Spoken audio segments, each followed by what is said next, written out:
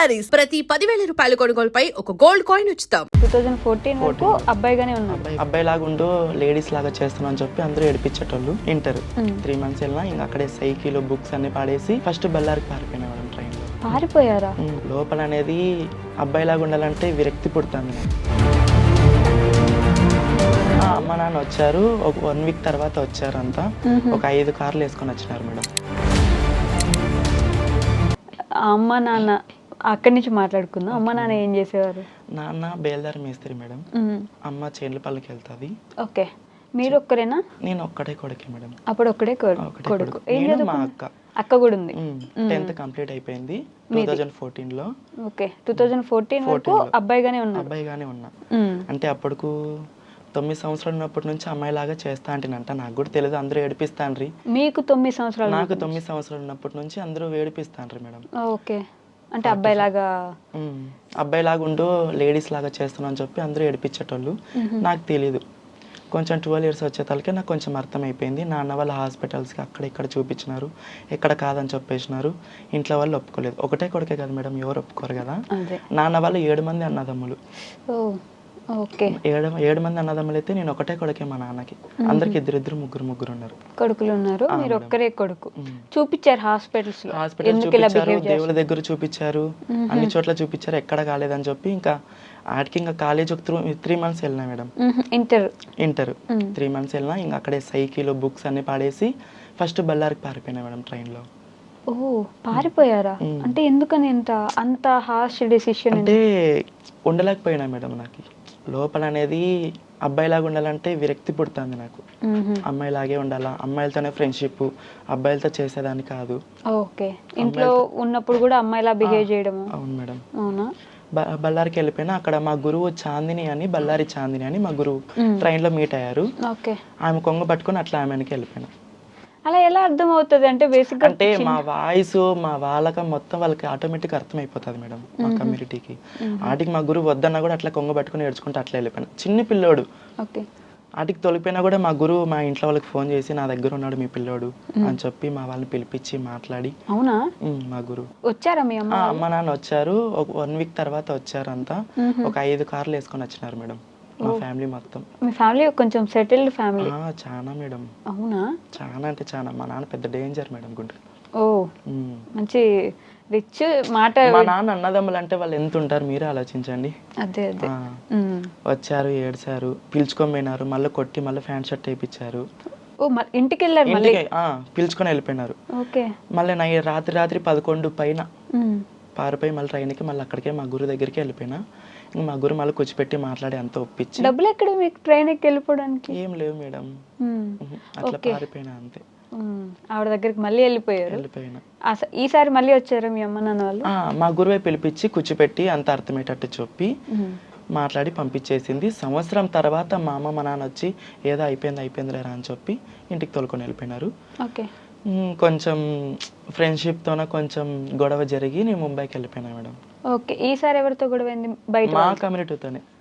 Okay, అప్పటికే మీరు మారిపోయారు? అప్పటికే ఫుల్ సర్జరీ చేయించుకొని ఈ 1 year గ్యాప్ లో? 1 year గ్యాప్ లోనే సర్జరీ చేయించుకొని మారిపోయినా. కొంచెం మా ట్రాన్స్ కమ్యూనిటీతోనే కొంచెం గొడవ అయ్యి ముంబైకి పారిపోయినా మేడం. ఓకే, ఈసారి గుంతకల్ రాలేదు, ఇంటికి పోలేదు, డైరెక్ట్ అట్లా వెళ్ళిపోయినా మేడం. ముంబై వెళ్ళిపోయారు? వెళ్ళిపోయినా. ముంబైలో ఎవరైనా తెలుసా? కొంచెం డీలింగ్ ఉంటది కదా మేడం, మాకు కొంచెం ఫ్రెండ్షిప్, అట్లా వెళ్ళిపోయినాం.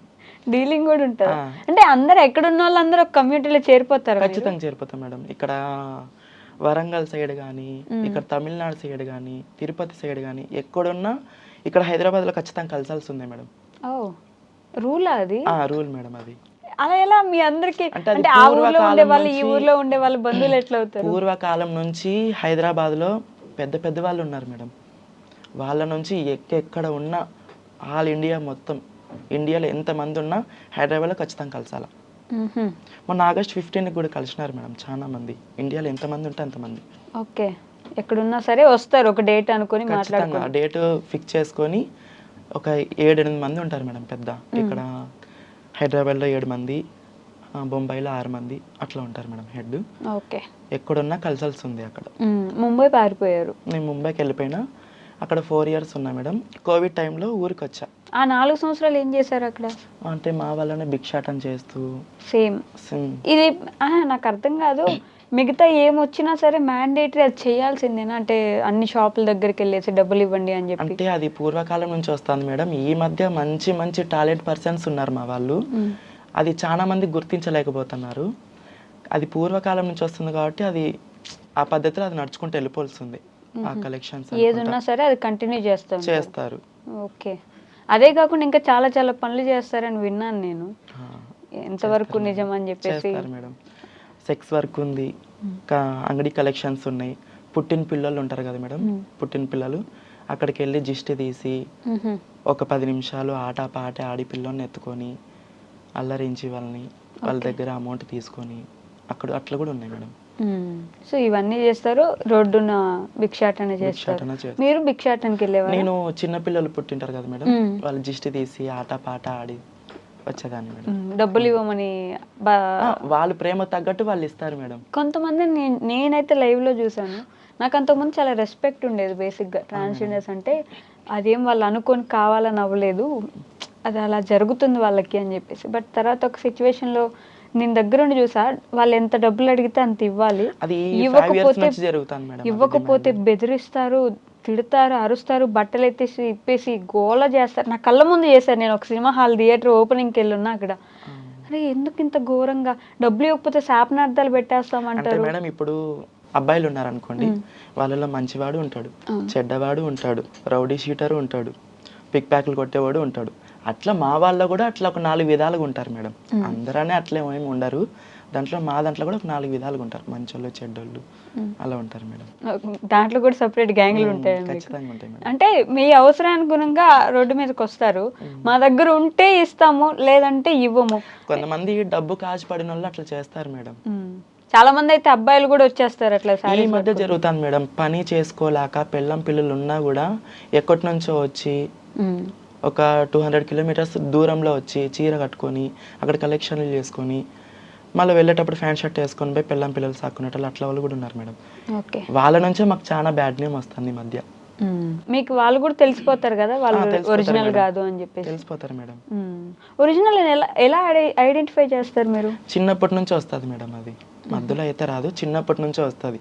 అప్పుడే వాళ్ళ బిహేవియర్ బట్టి కనిపెట్టేస్తాం మేడం. మీలో మీరు ఏం గమనించుకున్నారు అలా చిన్నప్పటి నుంచి?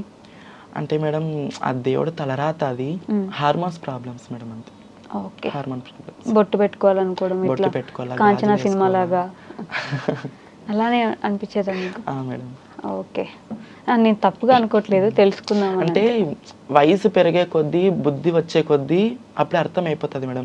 నేనైతే అసలు అబ్బాయిల దగ్గర మాట్లాడేదాన్ని కాదు, అమ్మాయిల దగ్గర కూర్చునేదాన్ని, ఆడే తినేదాన్ని, వాళ్ళు ఓనీలు వేసుకునేదాన్ని, అట్లా చేసేదాన్ని చిన్నప్పుడు. వాళ్ళు ఏమనేవాళ్ళు కదా స్కూల్లో మిమ్మల్ని చూసి? చిన్న పిల్లోడు కదా, తెలియదులే పాపం ఆడుకుంటున్నాడు అనుకునేటోళ్ళు మేడం. ఓకే, అందుకే 10th తర్వాత ఇంక చదువుకోవాలనుకోలేదు? ఇంకా నాకు ఉండబుద్ధి కాలేదు మేడం. ఫస్ట్ అమ్మాయిలాగా మారిపోవాలని చెప్పి వెళ్ళిపోయారు. ముంబైలో 4 సంవత్సరాలు అక్కడే ఉండి మా వాళ్ళలో భిక్షాటనకి వెళ్ళేదాన్ని మేడం. మీ అందరికి మంచిగా ఇట్లా సపోర్ట్ చేసుకుంటారు కదా, ఒక ఇల్లు లేకపోతే మన ఇంట్లో ఉండొచ్చు అని చెప్పేసి? అది మాత్రం చాలా ఉంది మేడం. ఎక్కడికక్కడ సర్దేసుకుంటారు మీకు కావాల్సిన. చాలా మంది బయట బాడీలు అయ్యారు మేడం మాకంటే. అవునా? మా వాళ్ళకి ఇప్పుడు కూడా ప్రాబ్లం ఉందా? ఇప్పుడు కూడా ఉంది మేడం. ఎందుకు ఇవ్వరు? అంటే ఇక వీళ్ళు ట్రాన్స్జెండర్స్ కదా, అబ్బాయిలు ఎవరంటే వాళ్ళు వస్తుంటారు పోతుంటారు అని చెప్పి అలా మాట్లాడి గలీజ్గా మాట్లాడి కొంతమంది ఇవ్వరు మేడం. ఈ అబ్బాయిలు వస్తుంటారు పోతుంటారు అంటే మీరే అన్నారు నిజంగానే చేస్తారు, జరుగుతాయి అని చెప్పేసి. కొంతమంది ఉన్నారు మేడం అట్లా. అంటే ఆ లెక్కను చూస్తే 2 విధాలుగా మాట్లాడుకుందాం. ఆ అబ్బాయి వాళ్ళకి ఒక ఫ్యామిలీ ఉంటది, ఆ ఫ్యామిలీకి కూడా మీరు ఇబ్బంది కలిగిస్తున్నట్టే. ఆ అబ్బాయి ఇక్కడికి వస్తున్నాడు అంటే మేడం మేమంతకు మేము మీద పడైతే అబ్బాయిలని అయితే మేము ఏం చెయ్యం మేడం. ఎందుకు లేదు, లారీల దగ్గర నిలబడి చాలా మందిని రమ్మని చెప్పి అడుగుతూ ఉంటారని కూడా విన్నాను. అంటే నువ్వు సెక్స్ వర్క్ గురించి మాట్లాడుతున్నారా మేడం? నేను లైఫ్ టైం గురించి మాట్లాడుతున్నా. అంటే అది మీద పడేది అంటే వాళ్ళు బిహేవియర్ బట్టి వాళ్ళు కూడా చేసింటారు మేడం అట్లా. ఓకే, కొంతమంది ఉంటారు, కొంతమంది ఉండకపోయినా నిందలు పడుతూ ఉంటారు. మిగతా వాళ్ళు చేసినప్పుడు మీకు తప్పులు చేసేటు వైరల్ చేస్తారు కానీ మా ట్రాన్స్ కమిటీవి మంచి చేసేటు మాత్రం వైరల్ చేయరు.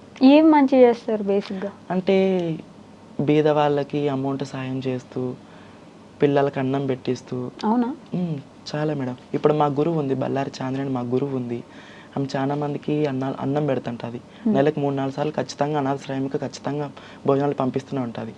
అనంతపూర్లో ఆసిఫ్ అమ్మ అని ఉంది మేడం, అనంతపూర్ జిల్లాలోనే అనంతపూర్లోన. ఆమెకి ఎవరికైనా కొంచెం ఆపద వచ్చిందంటే 50,000, ₹1,00,000, 2 లక్షల వరకు ఇస్తుంది మేడం.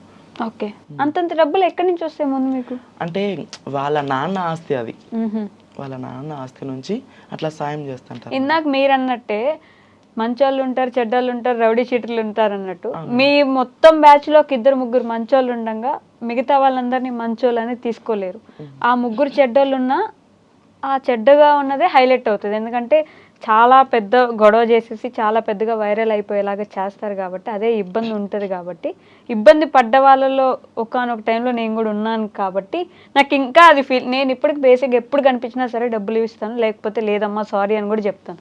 కానీ అలా ఇబ్బంది పెట్టే వాళ్ళు ఉన్నప్పుడు చూసినప్పుడు మాత్రం ఆటోమేటిక్గా అందరికీ కోపం వచ్చేది, ఎందుకు అలా చేస్తారు అన్నట్టు. అంటే భయపడతారు బేసిక్గా, వాళ్ళు ఏమైనా శాపనార్థాలు పెడితే అవి నిజం అవుతాయి అని చెప్పేసి భయం చాలా మందికి ఉంటుంది కదా. అందుకే నేను అనింది ఆ మంచోళ్ళు ఉన్నా సరే మిగతా వాళ్ళదే ఎక్కువ కనిపిస్తూ ఉంటుంది అని చెప్పేసి. వాళ్ళ గురించి ఏం మాట్లాడతారు మీరు?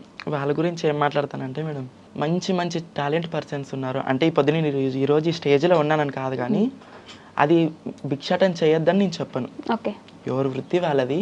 మంచి మంచి టాలెంట్ పర్సన్స్ ఉన్నారు, చాలా మంది గుర్తించలేకపోతున్నారు, చాలా మంది గుర్తించుకోలేకపోతున్నారు. నేనేం చెప్తానంటే మేడం, ఎక్కువ అబ్బాయిలకి అడిక్ట్ కావద్దని చెప్తా. ఓకే, నిన్ననే రీసెంట్గా ఒక అబ్బాయి కోసం చనిపోయింది మేడం, కర్ణాటకలో, బళ్ళారిలోన. Okay, transgender.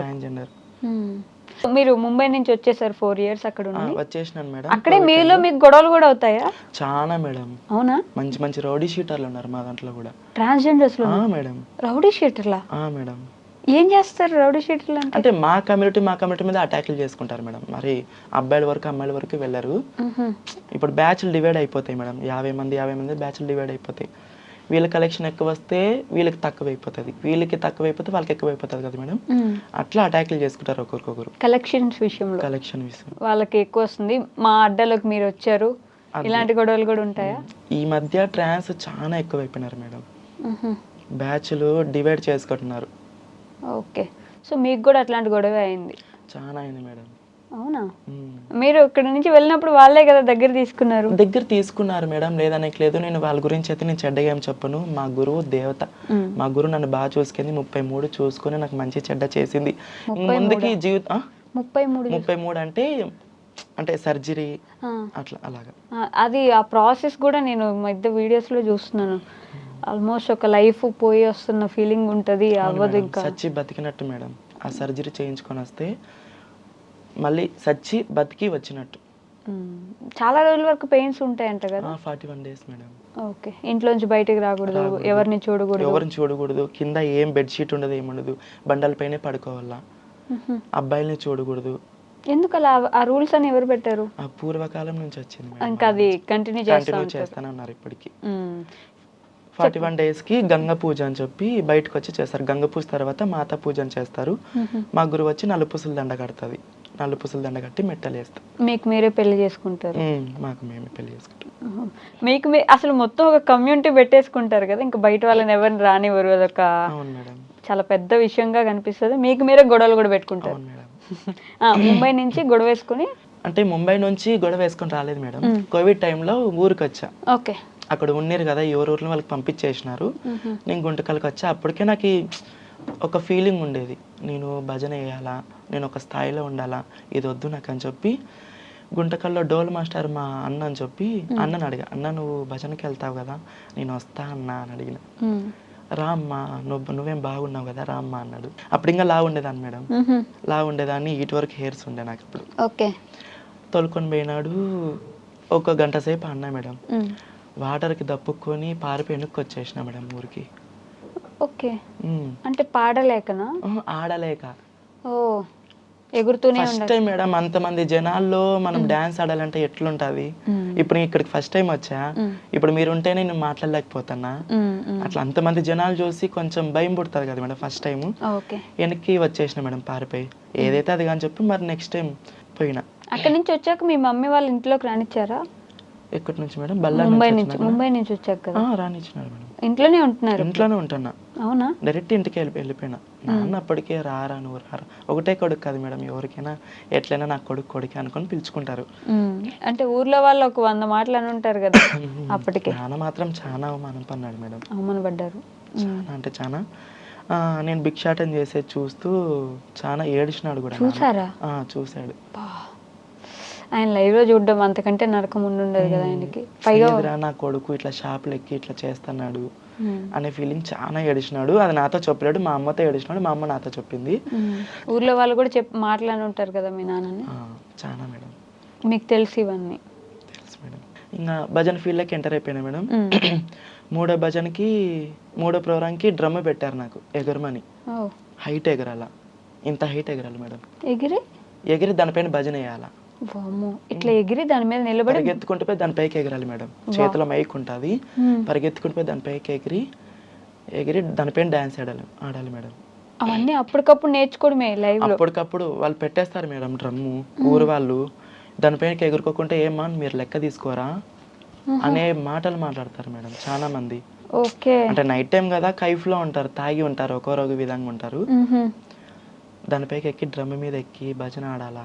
చెక్క భజన అంటే మీరు దేవుడికే కదా చేస్తారు? దేవుడికే మేడం. అయినా కూడా తాగేసి వస్తారా? అంటే ఊరు వాళ్ళు మేడం, మా భజన వాళ్ళేం కళాకారులేం కాదు. కళాకారులు కొంచెమే అన్నం తింటారు, ఒక వాటర్ బాటిల్ తాగుతారు అంతే. ఓకే. బేసిక్ గా ఇది చేసే వాళ్ళు తాగుతారు అంటుంటారు, డాన్స్ చేయడానికి వచ్చిన వాళ్ళు.